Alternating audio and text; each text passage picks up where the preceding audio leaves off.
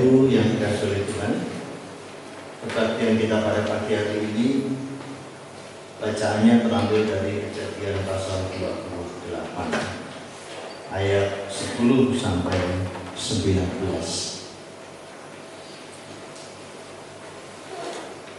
Di dalam Alkitab kita yang ada ini judulnya adalah Mimpi Yakub di Betel. Maka Yakub berangkat dari Berseba dan pergi ke Haran. Ia sampai di suatu tempat dan bermalam di situ karena matahari telah terbenam. Ia mengambil sebuah batu yang terletak di tempat itu dan dipakainya sebagai alas kepalanya, lalu membaringkan dirinya di tempat itu. Maka bermimpilah ia. Di bumi ada didirikan sebuah tangga yang ujungnya sampai di langit. Dan tampaklah malaikat-malaikat Allah turun naik di tangga itu. Berdirilah Tuhan di sampingnya dan berfirman, Akulah Tuhan Allah Abraham, nenek moyangmu, dan Allah Ishak. Tanah tempat engkau berbaring ini akan kuberikan kepadamu dan kepada keturunanmu. Keturunanmu akan menjadi seperti debu tanah banyaknya, dan engkau akan mengembang ke sebelah timur, barat, utara, dan selatan. Dan olehmu serta keturunanmu semua kaum di muka bumi akan mendapat berkat. Sesungguhnya aku memberkati engkau, dan aku akan melindungi engkau dimanapun engkau pergi, dan aku akan membawa engkau kembali ke negeri ini, sebab aku tidak akan meninggalkan engkau, melainkan tetap melakukan apa yang kujanjikan kepadamu.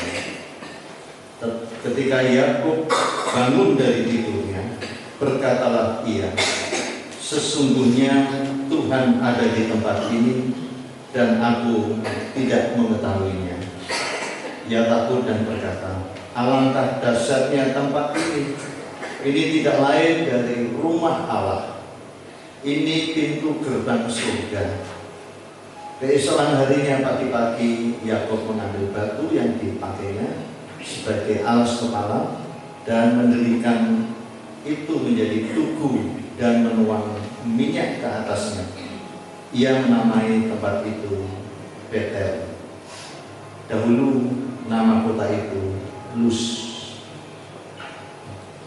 Bapak Ibu, saudara yang dikasihi oleh Tuhan, temanya adalah hadirat Allah yang meneguhkan.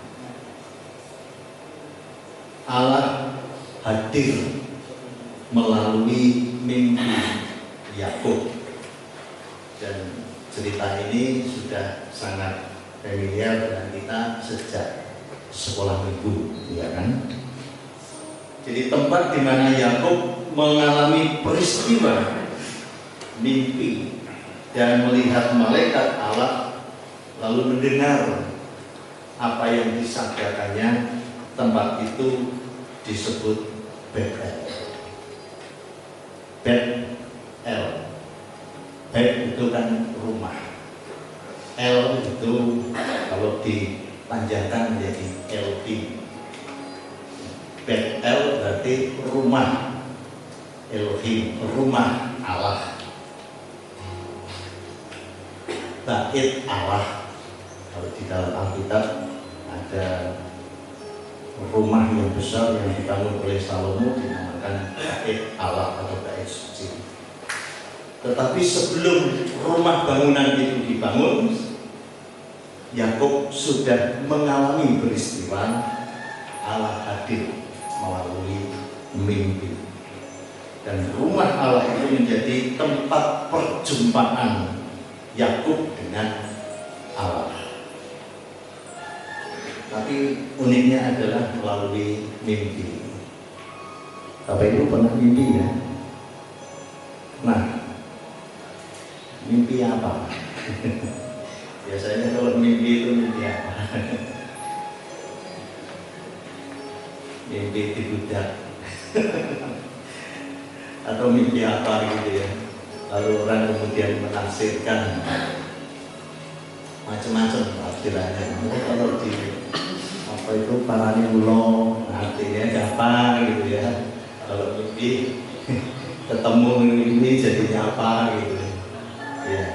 Saya bukan orang yang mempelajari arti mimpi. Walaupun zaman dulu orang terkenal ada buku 1001 tafsir mimpi katanya.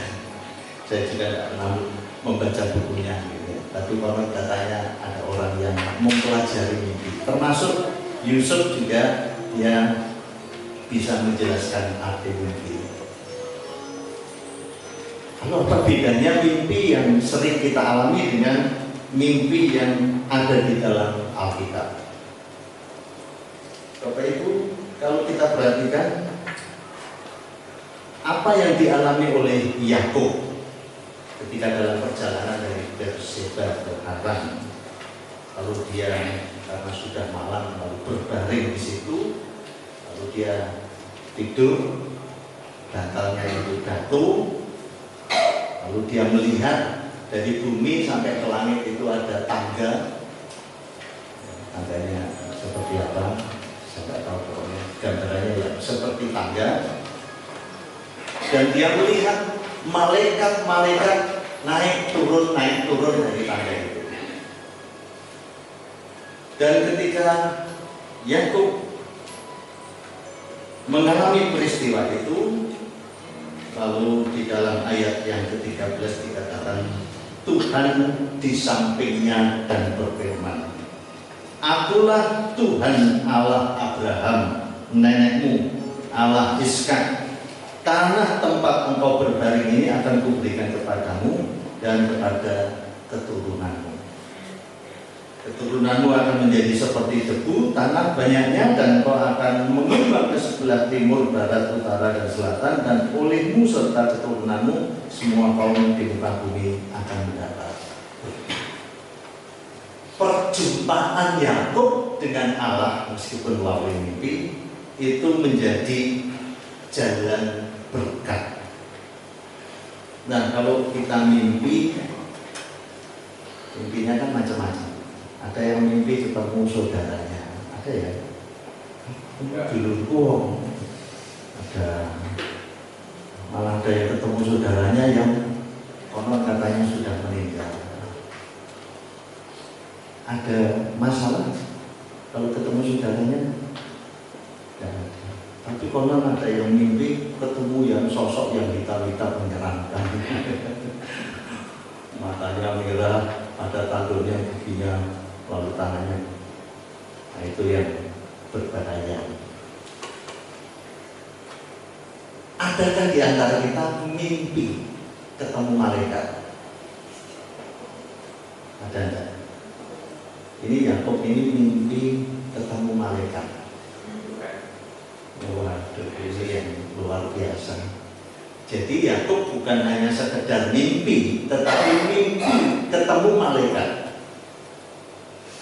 Itu menjadi tanda kehidupan rohani dari Yakub bahwa ia mengalami perjumpaan. Karena di dalam ayat tadi dikatakan itu sebagai ayat 16, alangkah dasarnya tempat ini. Ini tidak lain dari rumah Allah, tempat di mana Yakub mimpi itu ditandai dengan batu yang dipakai untuk lemek kepalanya pada waktu itu. Dan tempat itu, tempat di mana Yakub berjumpa dengan malaikat Allah itu dikatakan pintu gerbang surga. Bukan tempatnya sebenarnya, bukan batunya. Karena ada orang yang nyembah batu ya. Bukan batunya, tetapi perjumpaan Yakub dengan malaikat itulah yang menjadi pintu gerbang. Kebetulan saja di tempat itu, dan tempat itu kemudian dinamai Betel. Bisa di tempat lain juga sebenarnya.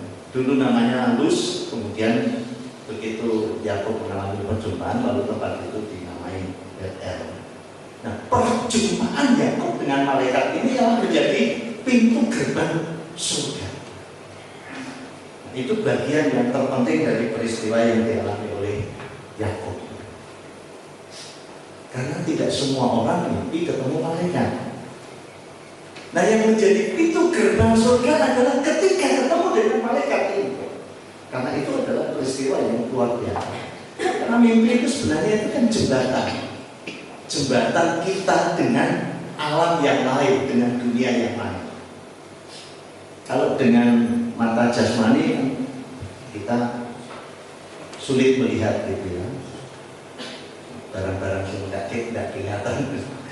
Tapi kalau di dalam alam mimpi itu kadang-kadang menjadi nampak seseorang mengalami perubahan. Jadi kalau zaman dulu orang memahami itu sebagai jembatan, pintu gerbang untuk memasuki dunia yang lain.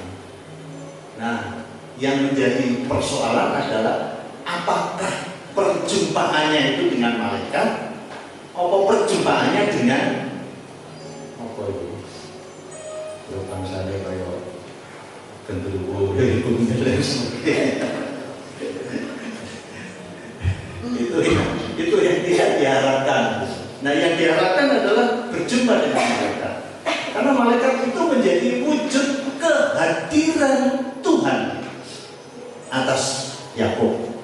Jadi Allah hadir, wujud kehadirannya adalah malaikat. Jadi malaikat ini menjadi wujud kehadiran. Makanya ketika Allah hadir, seringkali Allah hadir dengan atau melalui malaikat untuk menyampaikan pesan dari Allah. Malaikatlah yang menyampaikan pesan itu. Sama seperti Ibu Maria mendapatkan pesan dari malaikat. Jadi malaikat itu menjadi apa ini? Utusan langsung. Makanya namanya angelos. Angelos itu kan utusan. Nah, tempat itu menjadi tempat yang dahsyat, menjadi rumah di mana Allah hadir. Sehingga Yakub menamai Bet-El, rumah Allah. Karena itu menjadi pintu gerbang surga. Inilah cara di dalam perjanjian lama bagaimana Allah hadir dan memberkati orang yang dipilih. Yakub ini orang yang dipilih. Karena yang lainnya nggak dipilih. Karena yang lainnya tidak pernah berjumpa dengan malaikat. Yang berjumpa dengan malaikat adalah Yakub. Makanya Yakub menjadi orang yang terpilih. Nah, orang yang dipilih itu adalah yang diberkati. Jadi orang yang diberkati adalah yang dipilih. Dan yang dipilih adalah yang berjumpa. Kalau dia tidak berjumpa, dia bukan pilihan. Nah, Yakub berjumpa dengan Allah melalui malaikat. Karena itu Yakub menjadi orang pilihan.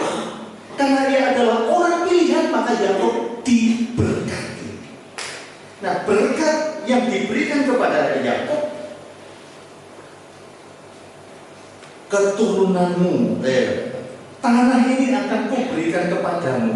Keturunanmu akan menjadi seperti debu tanah banyaknya. Engkau akan mengembang ke selatan, timur, barat, dan selatan. Olehmu, keturunanmu, semua kaum di bumi mendapat berkat. Melaluimu, melalui Yakub dan keturunannya, banyak orang diberkati.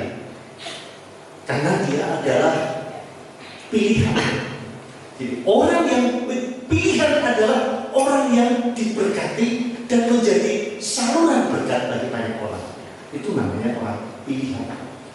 Karena tidak semua orang terpilih. Nah, Yakub adalah terpilih. Dan janjinya di ayat yang ke-15, aku menyertai kamu dan aku akan melindungi engkau kemanapun kau pergi. Bukan hanya di tempat itu, di Betel itu saja Yakub dilindungi. Tetapi kemana dia pergi, kemanapun dia pergi, Tuhan Allah melindungi Yakub. Jadi perlindungannya bukan karena tempat, tapi perlindungannya karena Yakub terpilih. Aku akan akan membawa engkau kembali ke negeri, sebab aku tidak akan meninggalkan engkau, melainkan tetap melakukan apa yang kujanjikan kepadamu. Janji Allah tidak pernah berubah. Ketika Dia menetapkan seseorang menjadi orang pilihan, kemanapun dia pergi, Allah menjaga dan memberkati dia. Kalau bahasanya Mazmur itu kan, apapun yang diperbuatnya berhasil. Ya, kemanapun dia melakukan segala sesuatu, dimanapun tempatnya, Tuhan menjaga, melindungi, dan memberkati. Nah, itulah janjinya di dalam ayat yang ke-15. Sehingga ketika Yakub bangun tidur, dia melihat, oh, sungguh Tuhan ada di tempat ini, dan dia tadi tidak menyadari, tetapi baru sekarang dia menyadari. Alangkah dahsyatnya tempat ini. Alangkah dahsyatnya seseorang yang mengalami perjumpaan dengan sesuatu yang mulia, yang kudus, yang dari surga, yaitu malaikat Tuhan. Dahsyatnya ini tidak lain dari rumah Allah. Nanti kalau di dalam perjanjian baru, rumah Allah adalah tubuhmu. Jadi tubuh kita ini menjadi tempat di mana Allah hadir. Kalau di dalam perjanjian lama kan ada Betel, ada kemah suci, ada bait suci dan sebagainya.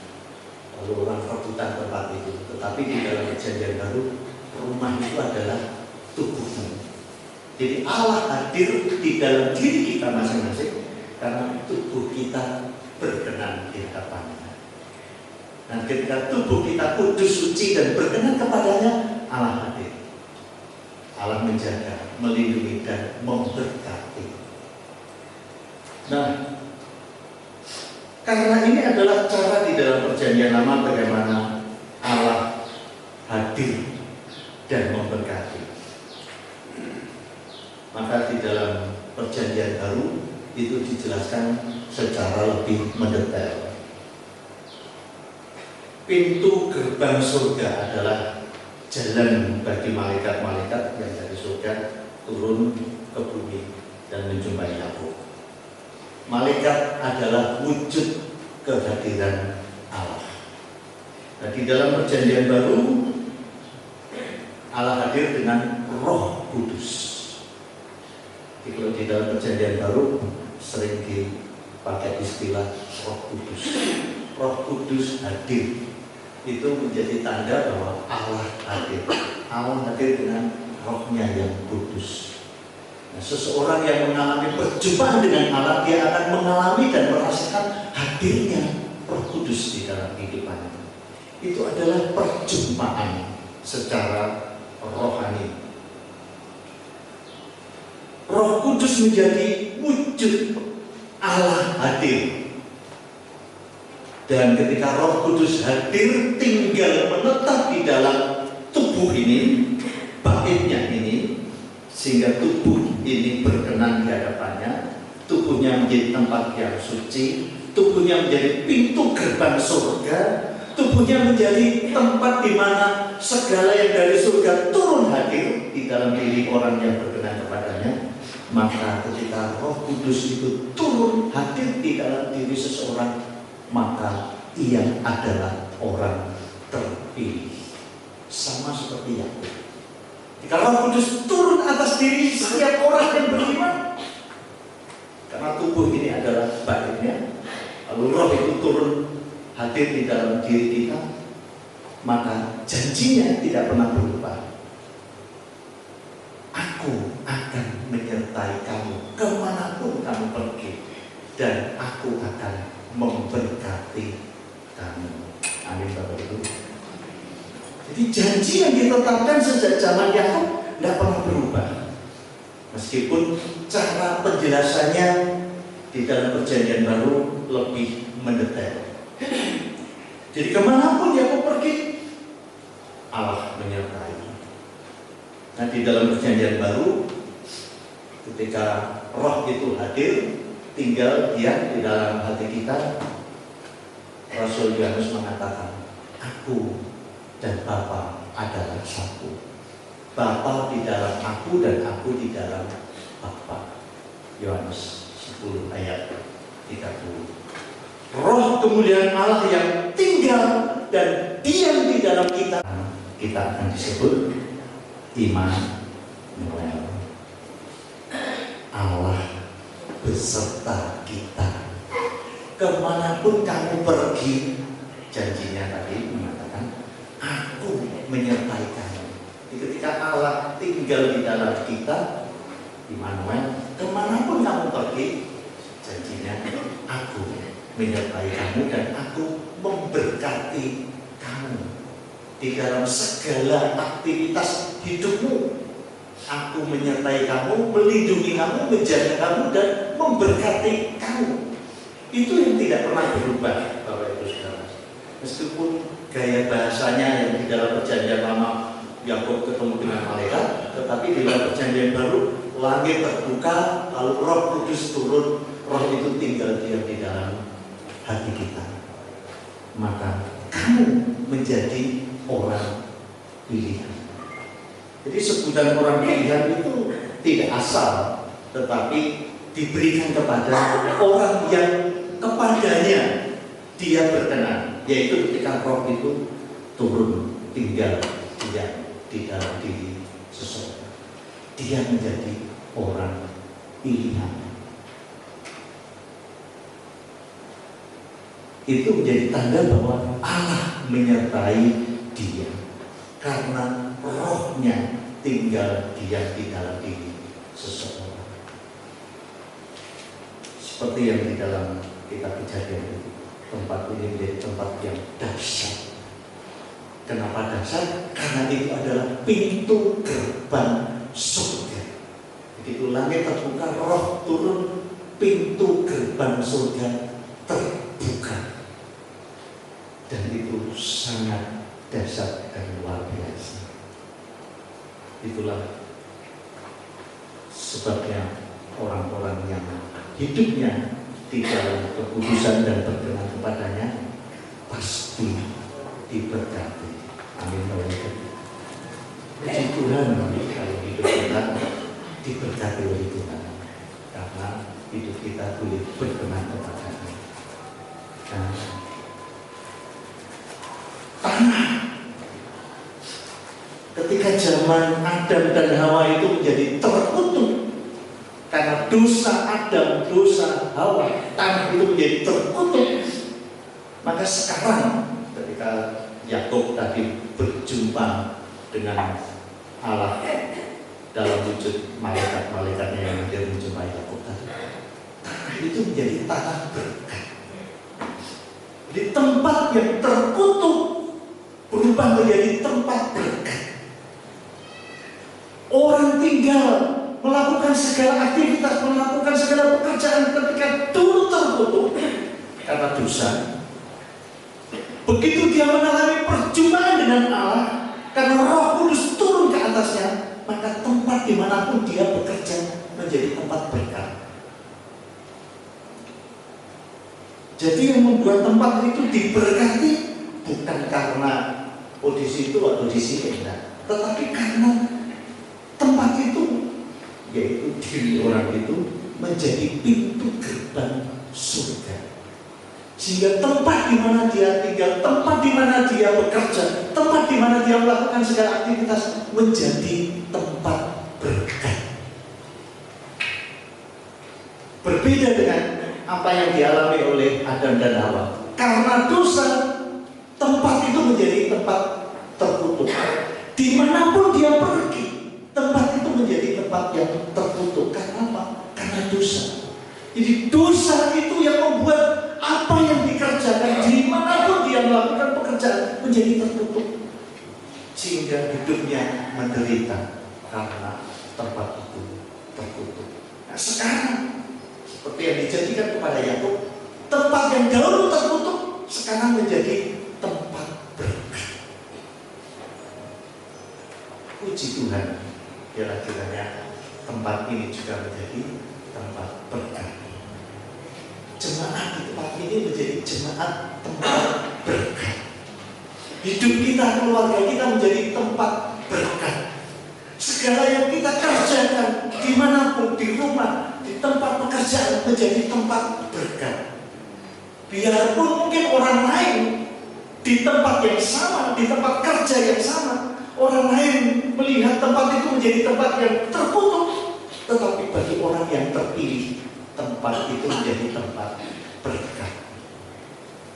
Bukan karena tempat kantornya, mejanya enggak, tetapi karena dia terpilih, sehingga tempat yang dahulu terkutuk, yang menimbulkan penderitaan bagi orang, sekarang menjadi tempat berkat. Karena apa? Karena pintu gerbang surga terbuka. Nah, itulah Bapak Ibu Saudara yang dikasihi oleh Tuhan. Janjinya tidak pernah berubah, ya dan amin. Dan bila kita mengamini janji itu di dalam kehidupan kita, di dalam perjanjian baru, penjelasannya semakin jelas, semakin detail, semakin konkret, kita semakin dimudahkan untuk hidup di dalam kasih karunia, supaya pintu gerbang surga terbuka di dalam kehidupan kita, dan Roh Kudus turun tinggal diam di dalam hidup kita, dan kita menjadi orang yang terpilih, sehingga Tuhan selalu menjaga, melindungi, dan memberkati kita semua. Tuhan memberkati kita, memberkati keluarga kita, dan memberkati jemaat yang dikasihi. Amin. Mari kita berdoa. Tuhan, terima kasih.